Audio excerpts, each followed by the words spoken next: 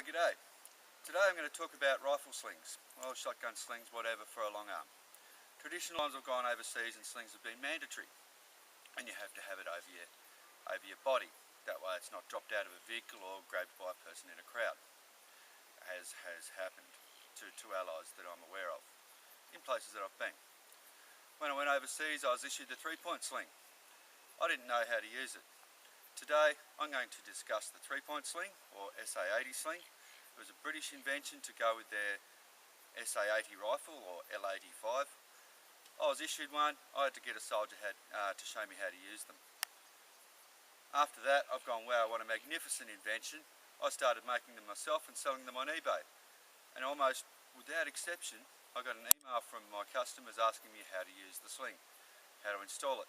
Very difficult to describe in text. So what I'm going to do today, I'm going to demonstrate how to install the sling and the multitude of different uses for them. The slings I've made with genuine multicam material or genuine A-TACS FG for foliage green material, and I'll show you those as well. Okay, this is your standard, the way most people would use a sling. I call this the patrol carry position. The reality is you just want it there in case you have to go hands free. You still have your rifle. These are adjustable. As I mentioned, a buckle at the back here. You can pull it up smaller, make it longer. Don't need to sell much on the patrol ready or patrol carry, because that's the norm. This is how a 2-point sling is for most people with a long arm, with your sling attachments in a more modern position between 9 and 12 o'clock on the firearm. That's a 2-point sling. Single point sling is also very popular with people. They buy a single point sling and it only does that. The 3-point sling will allow you to go to single point mode. Just a matter of undoing this buckle here, pull it out, you now have a single point sling. You can make that smaller, but you have full mobility, change arms, and it's free. Another advantage to using it like this, which is when I use it, is when I'm camping. I don't worry about theft. I'm away from a vehicle. I can have this outside my sleeping bag still attached to me in the massively unlikely event that somebody's going to come over to my campsite and sneak my rifle. They've got to actually be able to cut the webbing. Returning back to single point mode, as simple as doing up that buckle. There you are, life's normal. Single point mode is also very useful if you're seated in a vehicle or a helicopter, and in those instances, typically it's muzzle on the ground and you're sitting there like that. You don't need to loosen your sling to do that, it's already there. Also, seated in a boat, in a helicopter, muzzle down so that if there is an accident, you don't blow away the rotors or the engine. However, in a boat, if there's an accident, you'll want to sit like that. That way, if there's an accident, you're not going to put a hole in the boat and sink everybody. So, single point mode, in addition to the more tactical applications, there's theft prevention when you're sleeping, and there's safety when you're in vehicles, boats, helicopters and wheeled vehicles. There are 2 straps at play here. One along here, one across here. They can be held together for a traditional hunter's carry. Bear in mind the ones that I've made for sale, I've made a little bit longer than this. Traditional hunting carry, walking along after your elk, moose, whatever it is.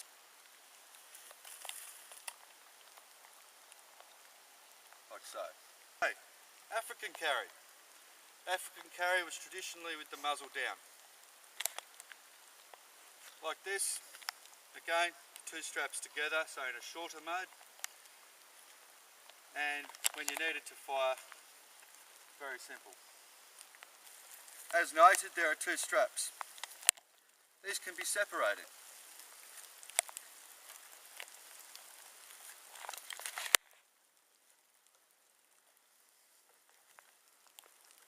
there are times when you need to live with a firearm, not so much as an infantry soldier going on a patrol or a raid or whatever else, but okay, if you're in the military you might have an anti-tank weapon, an 84mm rocket launcher or something like that, or you might be cutting firewood, you might be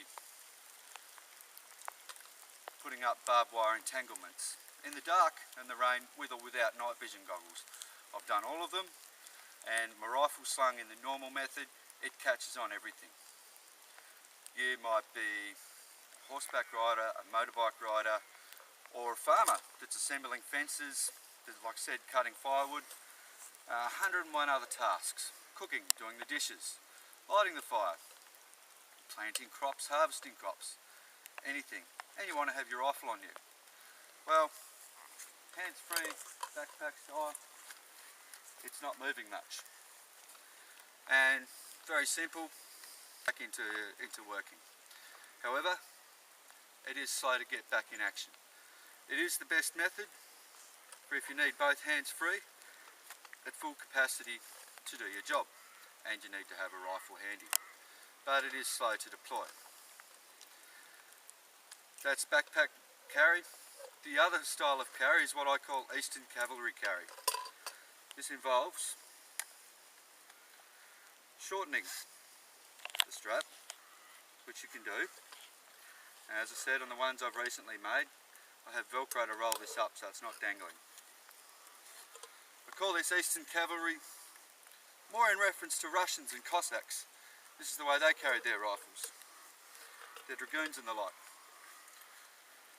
Because if I'm riding a motorbike and I have a backpack on, or a horse, or if I'm paddling my canoe, or I'm driving, you know, a car, any kind of vehicle with a seat, having my rifle over my back is not at all useful.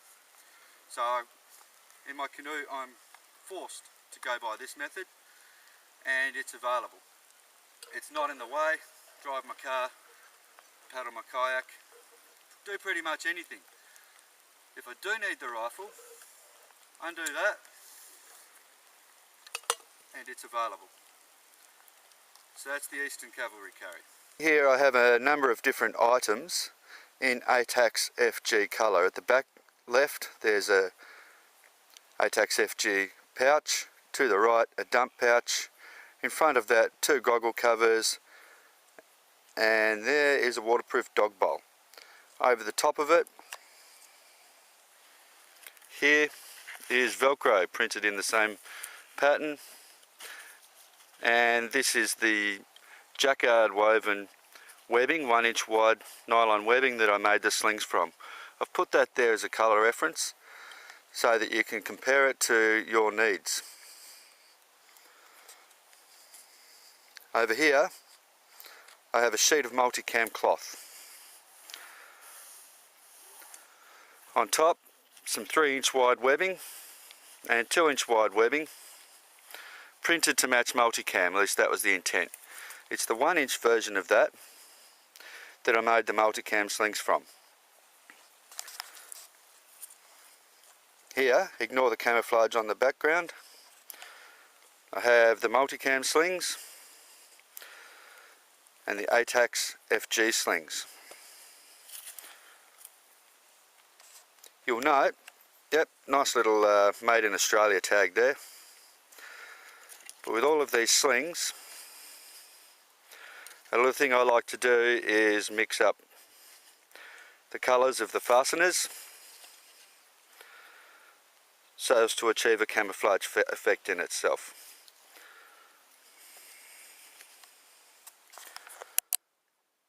Another thing that I've done is where I've turned things over to attach the sling, attach a buckle. I've turned it so the rough is on the outside and away from the body, so it slides over the body more freely and doesn't snag.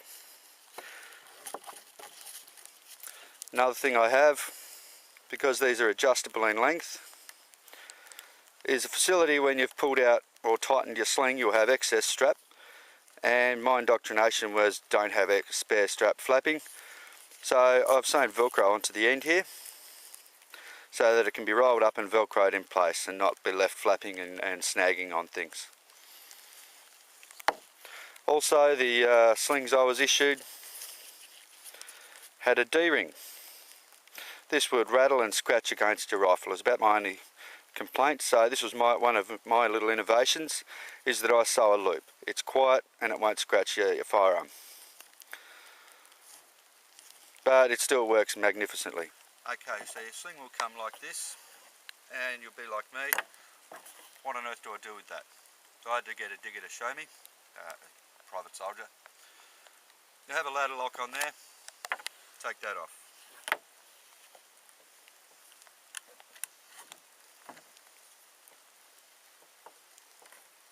You then have an end with a buckle and an end without.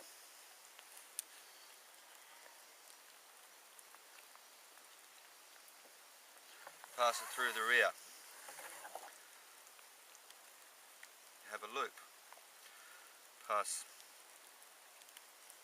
the loose end through the loop.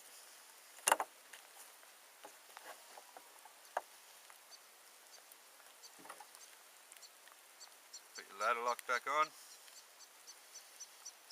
Around your front sling attachment.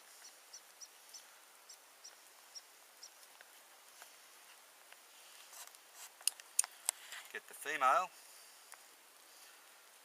off the buckle, pass that through, do up the ladderloc, or triglide, or whatever brand name you happen to have or are familiar with.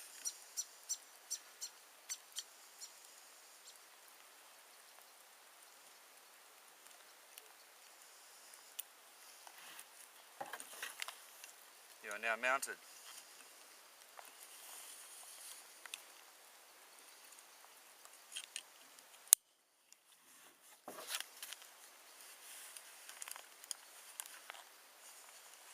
And there we are. So you can see more clearly here, I've rigged up a sling attachment. On my shotgun I've actually got a proper metal one screwed to the wood. This being an uncommon, somewhat rare wartime rifle, I don't like to mess with the woodwork. So I've made that adapter. That's very simple.